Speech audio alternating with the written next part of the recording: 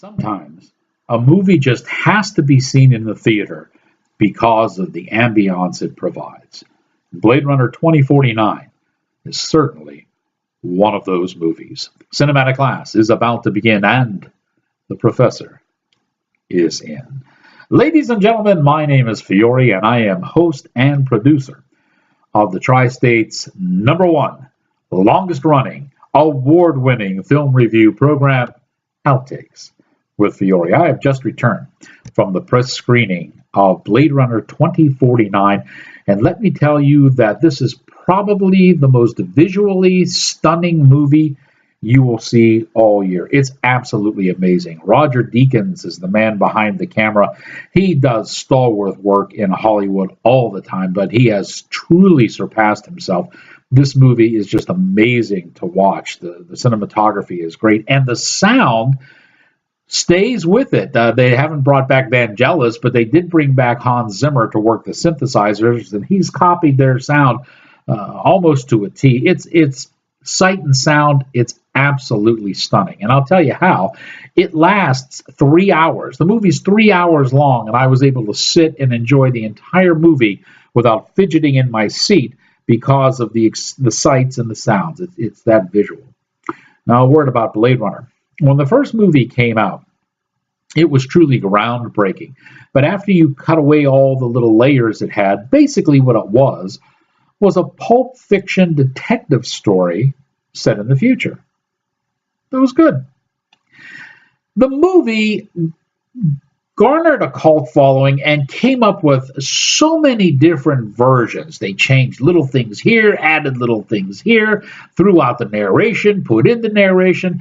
I believe Blade Runner probably holds the record for having the most versions of any one particular film. But the bottom line is none of the other versions were as good nor as impactful as the original theatrical release. Now, if you take that theatrical release, Blade Runner, and you put it in a bowl, and you mix in Stanley Kubrick's 2001: A Space Odyssey, and you shake it all together and throw it out, you'll have Blade Runner 2049. There are some quirks here. There are some things that you look at and say, wait a minute, how did that happen? For example, before the climactic reel, Ryan Gosling's character, who's been thrown off the police force, shows up in an armored police car, and you're scratching your head saying, wait a minute, how did that happen? Where did he get it? In 3 hours, you think they would tell you, but no, they don't. And there's a lack of conflict in this film. You see, in the first, you had Deckard, Harrison Ford, who was out to destroy replicants, and you had Rutger Hauer's character, who was a replicant, Roy, and he wanted to live. And the conflict came between the artificial life force wanting to live and Deckard, who had to retire him. Okay?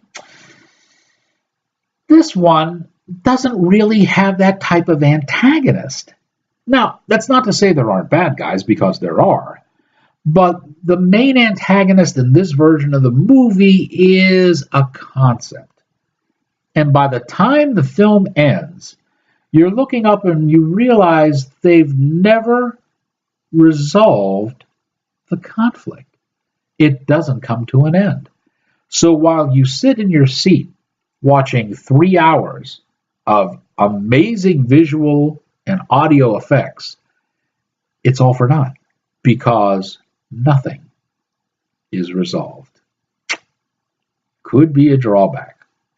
Nonetheless, I enjoyed sitting there watching this movie, even if its purpose was lost in the final reel, and I think that you will too. I have some exclusive behind-the-scenes footage, interviews with the stars, all that good stuff that I'll put on the show, which you can catch if you're lucky enough to live in the Pittsburgh market, Mondays at 7, Thursdays at 9, and Saturdays at 2 p.m. Don't you dare miss an episode. And now that you have learned what you have learned, here endeth your lesson.